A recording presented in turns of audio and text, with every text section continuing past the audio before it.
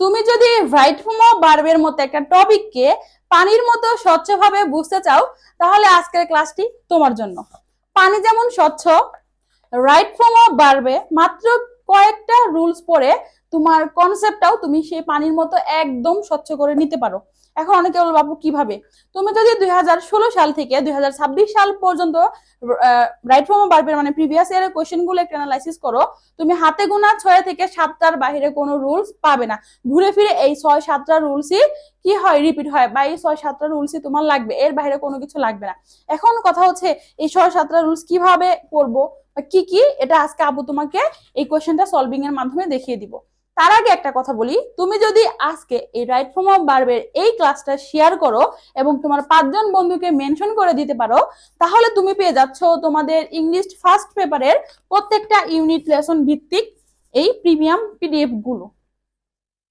এখন আমাদের এই পিডিএফ এর ভিতরে কি রয়েছে, এখানে যেমন এটা রয়েছে দ্য প্যারট টেল, অর্থাৎ প্রত্যেকটা লেসন থেকে তোমার কি কি ইম্পর্টেন্ট, লাইক এই লেসনটা তোমার এক্সপ্লেন করে দেওয়া আছে, বাংলা সহ দেওয়া আছে, কোন পার্ট থেকে তোমার এমসিকিউ আসতে পারে, প্রিভিয়াস ইয়ারের কোশ্চেন গুলো কিভাবে এসেছিল এবং এই কোশ্চেন গুলো তোমার কিভাবে লিখতে হবে, কতটুকু লিখতে হবে, এন্ড সামারি তুমি কিভাবে লিখবা, থিম কিভাবে লিখবে, এন্ড ফ্লো চার্ট আসলে কোন ফ্লো চার্টটা আসতে পারে, ইচ এন্ড এভরিথিং।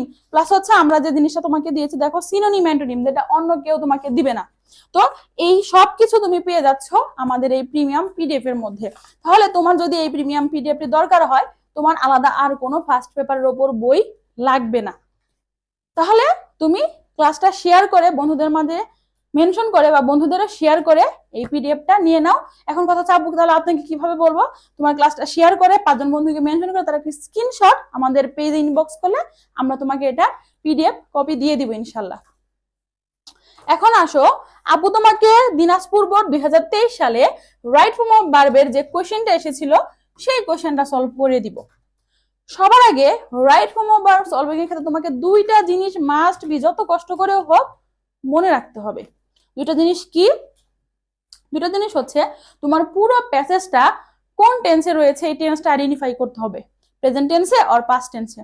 এখন অনেকে বলবো আপু এটা কিভাবে বুঝবো, এটা তো আমি বুঝতেই পারি না। এটা বোঝার টেকনিকটা হচ্ছে, যখন কোনো বিষয়বস্তু নিয়ে কথা বলা হবে, লাইক এখানে ডিফরেস্টেশন নিয়ে কথা বলা হয়েছে, news paper, internet, communication skill, trees, হ্যাঁ, এনভায়রনমেন্ট, পলিউশন, এই টাইপের যখন কোনো বিষয়বস্তু নিয়ে কথা বলা হবে, তখন তুমি একদম শিওর থাকবে যে এটা প্রেজেন্ট টেন্সে হতে যাচ্ছে, অর্থাৎ পুরো প্যাসেজটা প্রেজেন্ট টেন্সে রয়েছে। যখন অতীতের কোনো স্টোরি, ট্রেডিশনাল স্টোরি, হ্যাঁ, এরপর হচ্ছে যখন কোনো পাস্ট টেন্সের মার্কার দ্বারা শুরু হবে, লাইক ওয়ান্স আপন এ টাইম, লং এগো, হ্যাঁ, ওয়ান ডে, এই টাইপ যারা যখন শুরু হবে তখন কিন্তু তুমি বুঝে যাচ্ছ যে এটা হচ্ছে পাস্ট টেন্সে হতে যাচ্ছে। তখন ম্যাক্সিমাম গ্যাপগুলো তোমার বি টু ফর্মে চলে যাবে। আর দ্বিতীয় যে জিনিসটা তোমাকে বুঝতে হবে তা হচ্ছে পুরো প্যাসেজের সাবজেক্ট হিসাবে কি আছে, কে না, সাবজেক্ট হিসাবে কি আছে। সাবজেক্ট যদি সিঙ্গুলার হয় ভার্ব সিঙ্গুলার হয়ে যাবে, সাবজেক্ট যদি প্লুরাল হয় ভার্ব আমার প্লুরাল হয়ে যাবে। এই জিনিসটা তোমাকে বুঝতে হবে। আর বাকি জিনিসটা আপু তোমাকে এখন দেখাচ্ছে, আসো। তাহলে আমি প্রথমেই বললাম আমাদের আজকের গল্পের নায়ক হচ্ছে ডিফরেস্টেশন এবং আমাদের প্যাসেজটা রয়েছে কিসে, প্রেজেন্টে। এখন আপু যে তোমাকে এই কথাটা বললো 90% সলভ হয়ে যাবে, আসলে এটা কিভাবে হয় এর একটা প্রমাণ তোমাকে আপু এখন দিবে। তাহলে deforestation, third person singular number ধরো, third person singular number, singular, third person singular, এটাকে আমরা ইট দ্বারা রিপ্লেস করতে পারি। একটু পড়ো, deforestation mean cutting down trees at random. Deforestation দ্বারা কি বোঝায়?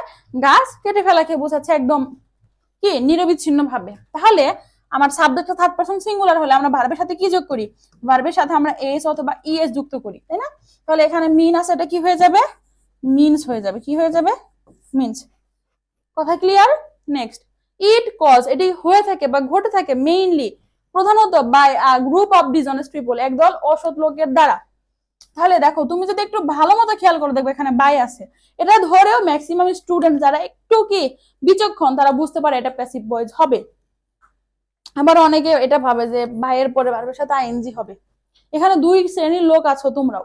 এখন তোমাকে আমি একটু সহজ করে বুঝাই, এখানে কি বলা আছে, ইট ইজ কস্ট মেইনলি, যখন কোনো কিছু সাবজেক্ট দ্বারা না হয়ে অন্যের দ্বারা হবে। একটু বুঝো, সাবজেক্ট কি আছে, ইট, ইট দ্বারা কি হচ্ছে না, ইট তো নিজে এখানে ডিফরেস্টেশনকে বোঝাচ্ছে। তাহলে যখন অন্য দ্বারা হবে তখন সেটা প্যাসিভ হয়ে যাবে। আর প্যাসিভের রুলস হচ্ছে বি প্লাস V3 এখন বলবে আপু সরাসরি বি, না, টেন্স অনুযায়ী বি ভার্ব। আর এটা কোন টেন্সে রয়েছে? প্রেজেন্ট টেন্সে রয়েছে। আর সাবজেক্ট কি আছে? ইট আছে, তাহলে ইটের সাথে কি যায়? ইজ, তাহলে এখানে বি ভার্ব হচ্ছে ইজ। আর মূল ভার্ব কি আছে? কজ, মূল ভার্বের V3 from cost, it is caused mainly by a group of dishonest people, they cut trees profit, তারা কেন গাছ কাটে বলতো? তারা হচ্ছে প্রফিট মানে লাভের জন্য গাছ কাটে। মনে রাখবা, যখন কোনো সেন্টেন্সে কোনো উদ্দেশ্য আসবে তখন ইনফিনিটিভ হয়ে যাবে। কি হয়ে যাবে? ইনফিনিটিভ। ইনফিনিটিভ, ইনফিনিটিভ মানে কি আপু? 2 প্লাস B1 বা ভার্বের বেস ফর্ম।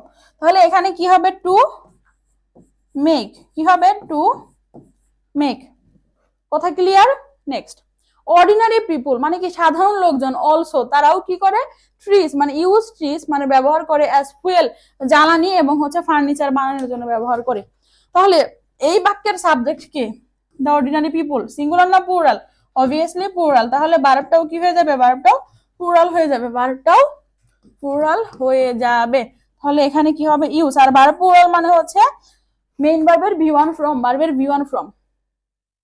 বিকজ অফ, একটু দেখো এখানে কি আছে? বিকজ অফ, হ্যাঁ, প্রিপোজিশনের পরে কি হয়? ভার্বের সাথে আইএনজি যুক্ত হয়। তাহলে আমরা এখানে কি করব? কাটকে কাটিং করে দিব, কাটকে কাটিং করে দিব। প্রিপোজিশনের পরে ভার্বের সাথে আইএনজি, টু ব্যতীত, মনে রাখবে। More and more trees, we are going, একটু দেখো কি আছে? We are going face a great danger in the coming future, মানে হচ্ছে আমরা হতে যাচ্ছি, হতে যাচ্ছি অর্থে বসে হচ্ছে গোয়িং টু ভার্বের B1 বা বেস ফর্ম, যেটাই বলো, হ্যাঁ। তাহলে এখানে কি আছে? গোয়িং আছে। আমি এখানে আমার লিখতে হবে টু ফেস, সম্মুখীন হতে যাচ্ছি, এটা একটু মনে রাখতে হবে। নেক্সট কি আছে? উই, আমরা জানি উই নো দ্যাট অক্সিজেন, দেখো এখানে সাবজেক্ট কি? উই, প্লুরাল, তাহলে আমার ভার্বটাও কি হয়ে যাবে? প্লুরাল হয়ে যাবে। তাহলে এখানে নো আছে, নোই হবে। We know that oxygen, oxygen, হ্যাঁ, by supply by trees for animals, oxygen কার দ্বারা সাপ্লাই হয়? গাছ দ্বারা। কার জন্য? অ্যানিমালের জন্য। তাহলে এটাও প্যাসিভ হয়ে যাবে, সরবরাহ করা অর্থে। তাহলে অক্সিজেন এখানে কি আছে? সিঙ্গুলার আছে, তাই না? সিঙ্গুলার সাবজেক্ট আছে, আর মানে টেন্সটা আছে হচ্ছে প্রেজেন্ট। তাহলে এখানে কি হয়ে যাবে? Is supplied, is supplied by trees for animals. Without, দেখো প্রিপোজিশন, উইদাউট এর পরে ভার্বের সাথে আইএনজি বসে, তাহলে without taking, without taking we can not living a single moment. তারপর একটু খেয়াল করো, ইফ আছে, ইফ মানে কি? শর্ত বা যদি। এখন শর্তটা একটু পড়ি, ইফ ট্রিজ, যদি গাছ, দেখো কি বলা আছে? ট্রিজ প্লুরাল, আগে একটু বুঝো, প্লুরাল আছে, তাহলে আমার সাবজেক্টটাও প্লুরাল হয়ে যাবে, মনে করো। তাহলে if trees cut down in this way, যদি আজকে এভাবে গাছ কাটি, the amount of carbon dioxide increase in the future, বা হচ্ছে অ্যাটমসফিয়ার এখানে লেখা। তাহলে কি হবে? আজকে গাছ কাটলে কালকে মনে করো কার্বন ডাইঅক্সাইড লেভেলটা ইনক্রিজ হয়ে যাবে। তাহলে আজকে একটা করলে ভবিষ্যতের পরিণামটা বা ফলটা তুমি পাচ্ছ। তাহলে আমাকে প্রথমে প্রেজেন্ট করতে হবে। তাহলে ইফ প্লাস প্রেজেন্ট করব। ট্রিজ আছে, তাহলে কি হয়ে যাবে?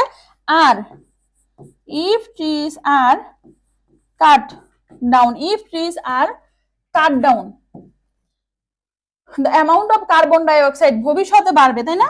তাহলে আমরা এখানে কি লিখবো?